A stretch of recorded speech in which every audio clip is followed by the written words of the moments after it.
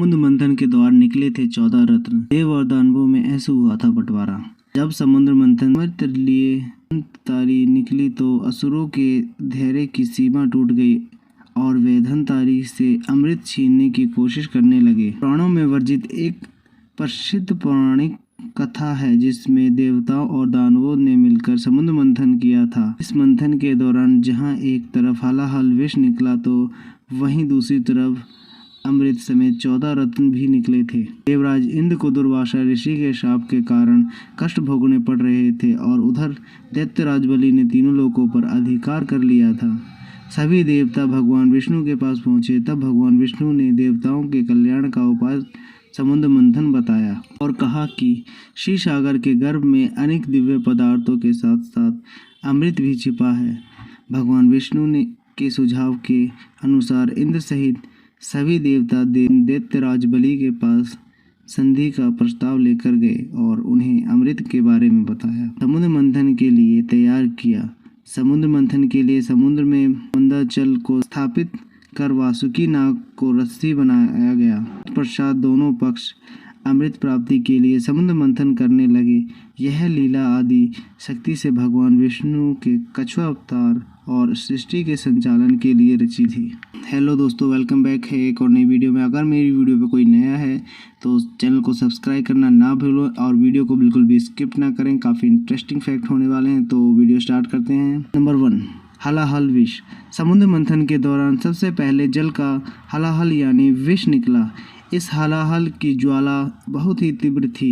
इस जहर की ज्वाला की तीव्रता के प्रभाव से सभी देव और दैत्य जलने लगे।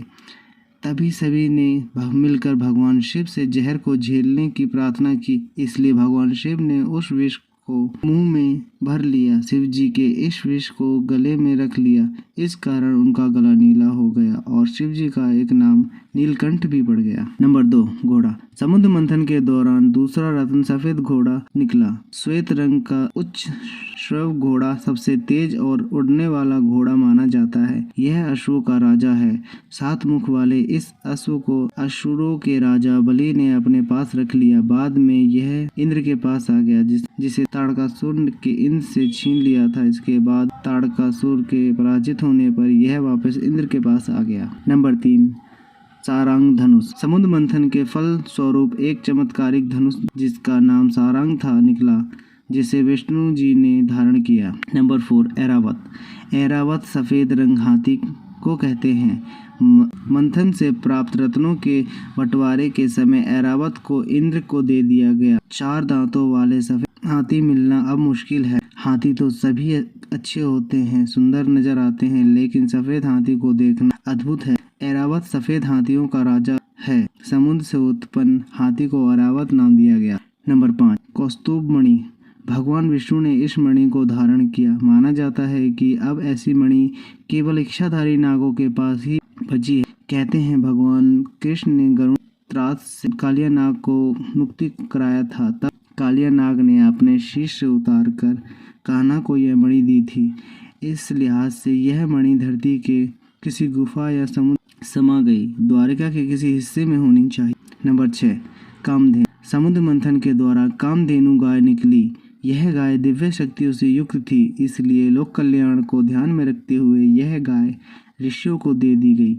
गाय को हिंदू धर्म में पवित्र पशु माना जाता है। गाय मनुष्य जाति जीवन को चलाने के लिए महत्वपूर्ण पशु है। गाय को कामधेनु कहा गया। कामधेनु सबका पालन करने वाली है। उस काल में गाय को धेनु कहा जाता था। नंबर 7, कल्प वृक्ष। इस वृक्ष को कल्पद्रुम या कल्पतरु भी कहते हैं। इसे प्राप्त करने के बाद देवराज इंद्र ने इसे सुकानु में स्थापित कर दिया था। स्कंद पुराण और विष्णु पुराण में परिजात को भी कल्प वृक्ष कहा जाता है। नंबर 8, देवी लक्ष्मी। समुद्र मंथन के दौरान रत्न के रूप में देवी लक्ष्मी भी उत्पन्न हुई। लक्ष्मी अर्थात श्री और समृद्धि की उत्पत्ति माना जाता है। जिस भी घर में स्त्री का सम्मान होता है वहाँ समृद्धि कायम रहती है। इसके अवतरण के बाद देव और दानव सभी चाहते थे कि लक्ष्मी उन्हें मिल जाए, लेकिन लक्ष्मी ने भगवान विष्णु से विवाह कर लिया। नंबर 9, अप्सरा रंभा। समुद्र मंथन के दौरान देवराज इंद्र ने देवताओं से रंभा को अपनी राज्यसभा के लिए प्राप्त किया था।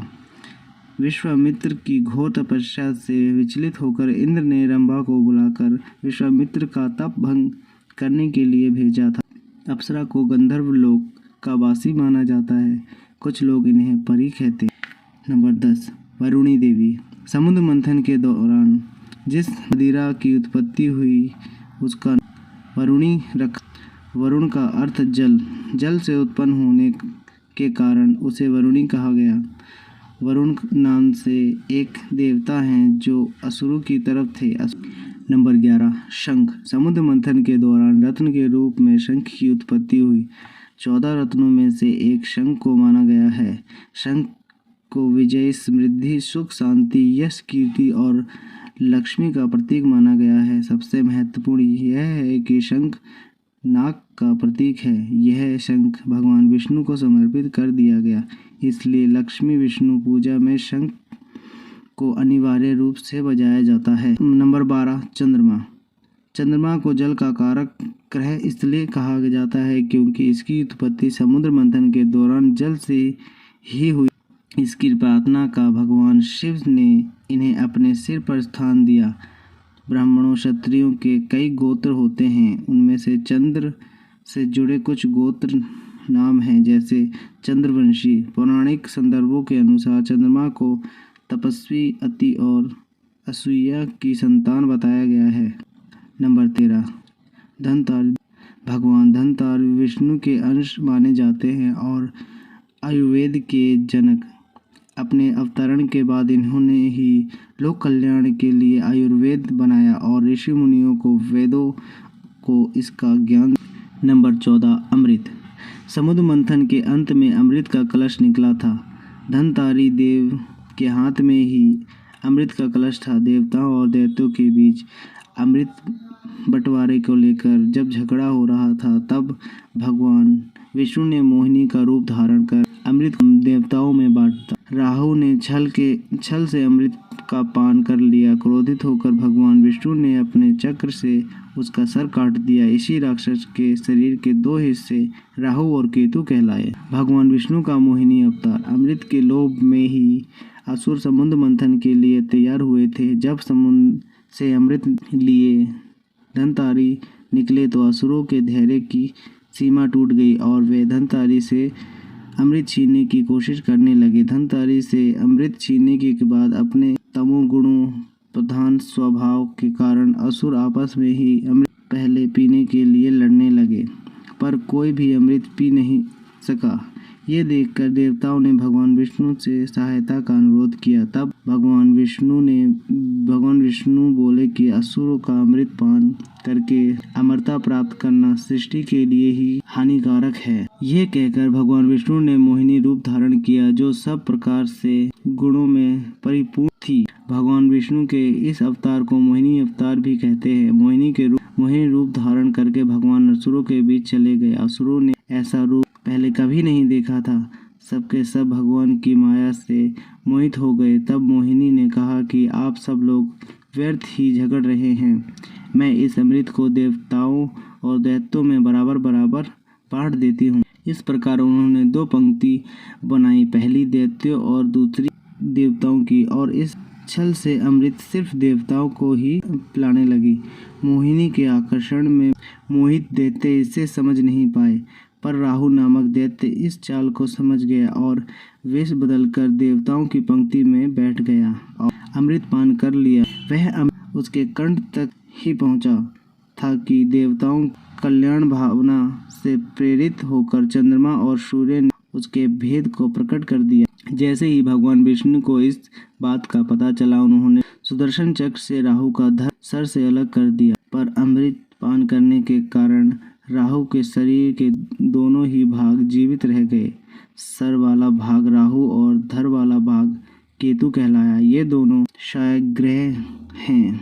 ज्योतिषों में इसका बहुत महत्वपूर्ण है। ये दोनों शायग्रह अन्य नवग्रहों पर विशेष प्रभाव डालते हैं। तभी से राहु के उस मुख को चंद्रमा और सूर्य के साथ अटूट वेद निश्चित कर दिया गया, जो आज भी उन्हें पीड़ा पहुंचाता है।